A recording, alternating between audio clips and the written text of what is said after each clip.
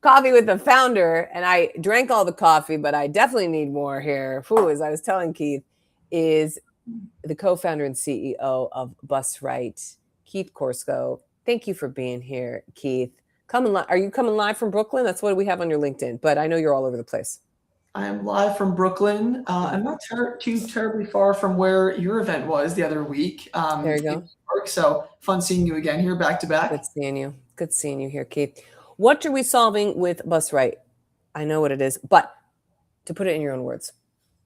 What are we solving? What are we solving? Student transportation is the largest mass transit network that ensures that over 20 million students can access their education every day. We're solving the fact that there is a crippling driver shortage, overwhelming parent demands, and surging route complexity that are challenging the role of public education and of student transportation. And kids need to safely and reliably access school. And at the core of BusRight and what we do, it's ensuring that that vision still holds true in this environment. Including gas, I'm sure, is another thing.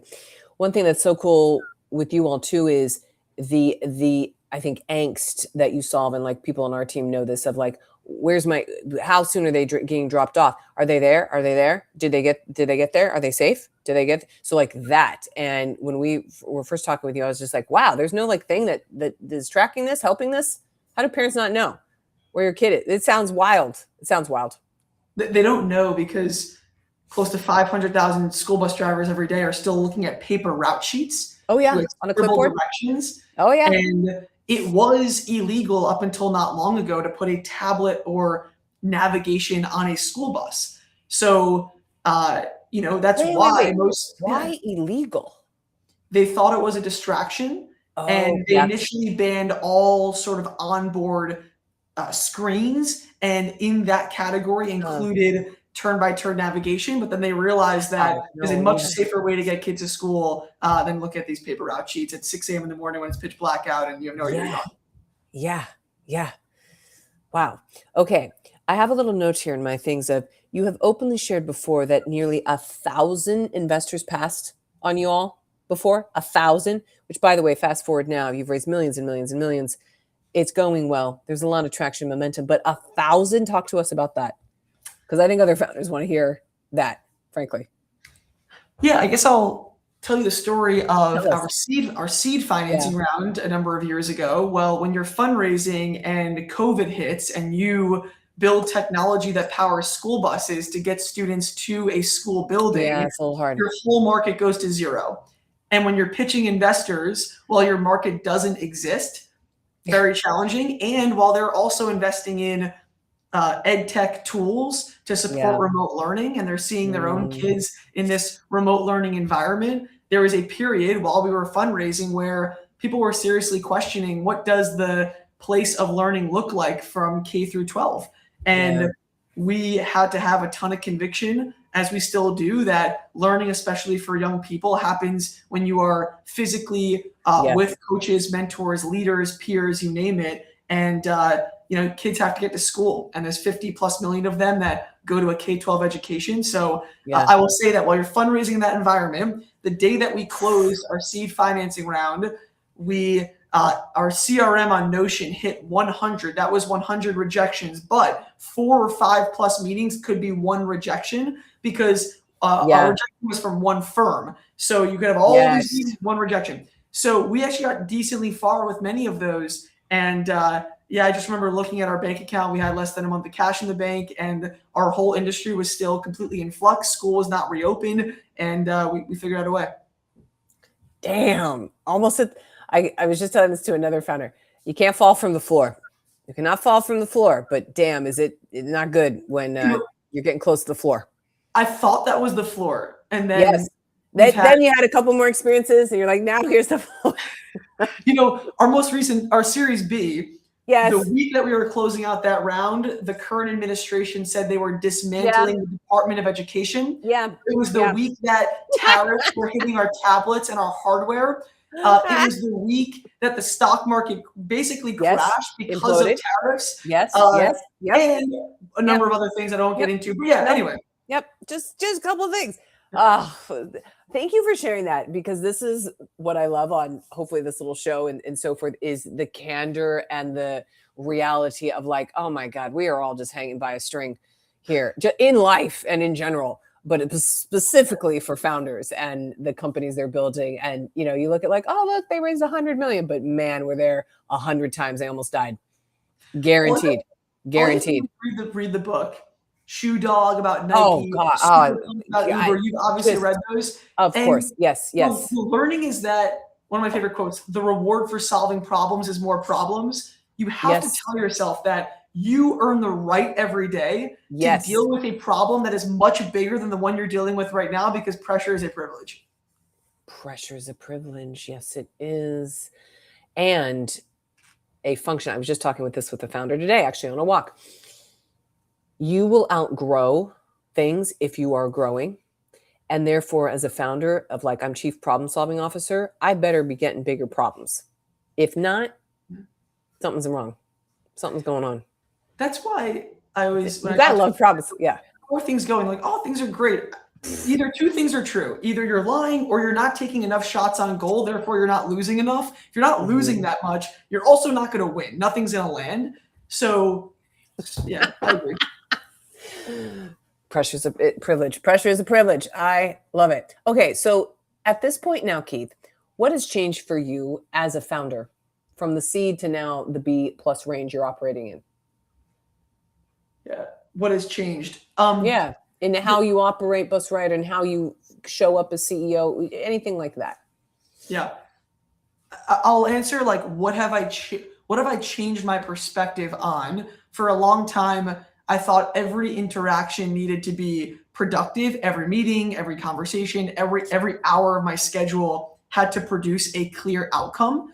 And I've changed my mind on that pretty dramatically. There's some of the best things in my life and my career as of late have come from conversations where there is no real agenda per se. Yes. And there's just so much value in wandering. Yes. One of our investors, you might know her, Cyan Bannister, out in California, she wears a dice around her neck on a necklace, and she rolls the dice when making decisions because she has leaned so much into serendipity and this idea that wandering creates a fulfilling life. Oh, I love the visual, something like that, where you're just a roll of dice. You take it off in the meeting and you're just like, let's just roll. Let's see. Yeah. A lot of this is luck. Speaking of, and I know this is more of the question that's on how I built this, but like, oh, how much is it luck versus the, you know, your smarts and everything like that. Where does luck come into your mindset, Keith, in doing this behemoth company? Yeah, where does luck? First, I think you have to like define lucky. If luck, I'm going to share where I think I am lucky. And if luck comes down to the circumstances you end up in that are outside of your control, having loving parents is the luckiest thing that can happen to you. Having the stability of a strong family and a home to come back to is the luckiest thing that this makes me incredibly lucky. And on a different note, I was lucky throughout my life to be around people that valued education, including my parents. For most of my early life, I was in special education. I was lucky that my public school had a special education program that is to die for lack of a better word. And I was able to connect with teachers and leaders that taught me how I can learn. And then I was fortunate enough to then go to Northeastern, where there's not many better universities, in my biased opinion, where you can build great companies. And I went there just for BusRight. So when I think about what it means to be lucky, just in summary, a lot of people accept their life as is. And I think we have a lot more agency over the luck we can create for ourselves. Good answer, Keith, especially in the tracking all the way back to your experience in education and how lucky, frankly, you are. I haven't heard really an answer of late where, in my opinion, you're going with the momentum you've already had. You're just on a wheel. You're on the bus rolling along, Keith, like truly, and you're just keeping the momentum going with the luck you've had. There's something to be said about that. You already have had the wheels turning, so keep it going. Yeah, likewise. Yeah. Let's keep it rolling. Okay. So one question I do enjoy asking here, what recently became clear In a similar vein as our previous discussion, Mm, productivity and value creation are not as linear as I thought. I used to think mm. that effort and outcome move in this straight, very correlated Yeah, line. yeah. And More hours, more outputs, and biggest, yeah. Hmm. the reality is that the biggest breakthroughs usually come from this like these moments of like creativity, exploration, Hmm. wandering, connecting ideas that don't obviously belong together. And some of the highest leverage work looks somewhat unproductive while doing it. I'll tell you very tactically, and this is not novel, but I used to be very rigid about my one-on-ones with direct reports and team members. And when I'm able to just call them and Pick up the ask them a phone. question and go down these rabbit holes together, and it turns into a walk and talk for 2 hours, like this is Yes. where just like really good ideas come from. It's not the structure, we have 30 minutes and then we're gone. That just creates some kind of mental constraint that is quite hindering. I so agree. And I get the sense in this like returning to analog, returning to, the paper, returning to this there's actually an article in the Wall Street Journal about this. Pick up the phone. Pick up the phone. The unscheduled phone call. The art Yes. of that. And then the meandering that you're talking about, where again, it's kind of the roll of the dice is like, oh, we get on a call, we don't have a structured agenda. Oh, and we come out with these two great ideas to solve one of those big juicy problems. And isn't that great? So 100%. then my question is, how do you create the own serendipity in your company? Is it by forcing less structure in a sense? Yeah. We do something at I, BAM called Reset Week, where it's like, no, we do not have meetings. Like we do not have the calls, the meetings, so that it actually prompts more of these, where it's just like, oh, let me call them real quick. And then you do a 20-minute call and you're like, I didn't expect that, but that was great. yeah.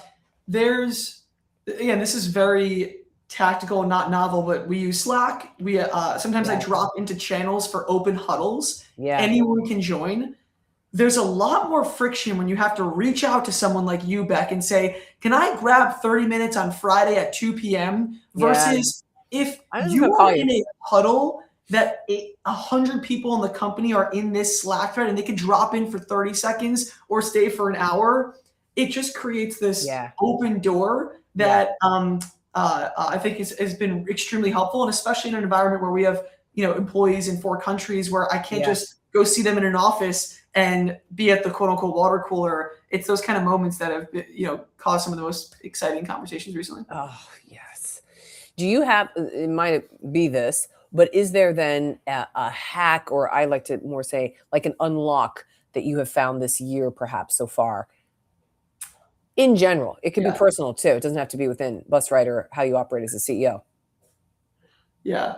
I'm always a little weary about like hacks, growth I hacks, know, I because know, I great things know. happen over a long period of time. But I I will said say an this. unlock. I like unlock a lot Unlock, more. yeah. Yeah. I have realized that my mindset is heavily environmental. So these like small environmental Hmm. changes massively impact the quality of my thinking. I'll give you a Hmm. example. You can decide if you want Hmm. to publish this or not, but Yeah, no, there you go. the hack to decide how to spend my time in ways that will bring me joy is to ask myself, if there was no one else on the planet, would I still be doing this thing?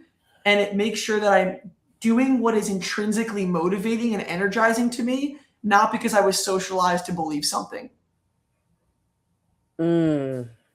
That's a hard one, Keith, because it's difficult to strip away well, what was I programmed with? How did I get this propaganda? What I call it, like the propaganda, your self propaganda, parental propaganda, societal propaganda. I mean, all you are an embodiment of the bombardment of messaging for your entire Yes. life. So yeah, that is a difficult thing to strip out. How do What, you even think about that though? yeah. So there's you can feel it sometimes. I'll tell you, for me, when I'm Yeah. around animals, there could be no one else on the planet, and I'm just so at peace and mesmerized, and I could stand and watch and just Oh, be just content for a while. mm, And also just being near the water too. Like no one yeah. conditioned me to say when you look at the water and you're around it, you have to be extremely happy, or when you are looking at a squirrel Hmm. monkey, you have to feel like this is the greatest day on earth. Yeah. And everyone has that in them. And you have to ask yourself, if no one else was here, I can never post about this or tell the world about it. Would I still be doing this for another several hours? Would I come back to do it again? Yeah. Ooh, do you ever go have you been on, like, a safari? Do you go to the zoo, all the things? I mean, I'm a zoo fan. I'm looking at the zoo right now from San Diego. This is my bag. San Diego Zoo. You can That's a buy great this. zoo. Actually, this is a vintage now. You can't even buy this lunch pack Mm. anymore. Used to be $5. They discontinued Wow. it. I'm very sad. Anyway, Yeah. continue. That's Animals. arguably one of the best zoos in the country, and, It is the world yes, famous, you know. Yes. yes, love zoos. Yeah, but I also, I wanna have a zoo one day, so What? Keith, there's so many tentacles to this call. You want to have a zoo one day? I think What? there are I other mean, I love people it. I've never heard this before. I really want to have a zoo.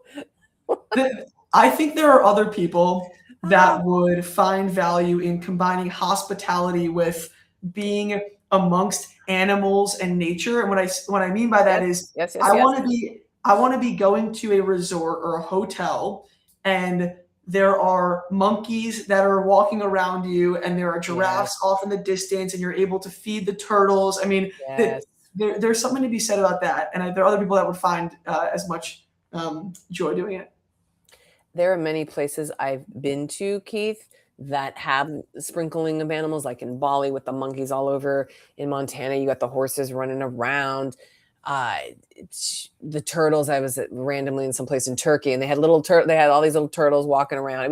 That was kind of weird because you felt like you might step on one. They were little, but yes, there's something to be said about animals and the groundingness of animals. Frankly, You know, because they don't Hmm. have an agenda, They have no agenda. They're just existing.